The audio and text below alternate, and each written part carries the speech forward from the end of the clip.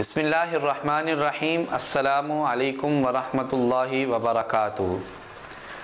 पाकिस्तान का तर्ज़ हुकूमत इस्लामी या सेकुलर 23 मार्च 1940 को जब करारदाद पाकिस्तान का 3 रोज़ा इजलास हुआ तो उसके बाद 25 मार्च को ऑल इंडिया तलबा कन्वेंशन में कायदे आज़म मोहम्मद अली जिन्नाह से अक्सर और उस दिन भी ये सवाल किया गया कि पाकिस्तान का तर्ज़ हुकूमत या तर्ज़ हुक्मरानी कैसा होगा। तो मोहम्मद अली जिन्नाह ने तारीख़ी अल्फाज कहे।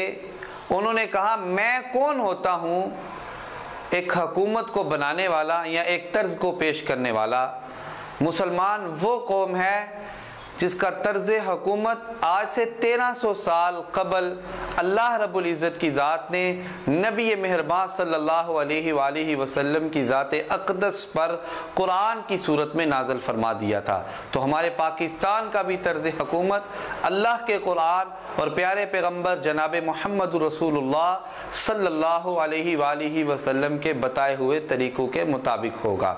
हमारी इस वीडियो को लाइक, शेयर और यूट्यूब चैनल को सब्सक्राइब कीजिए।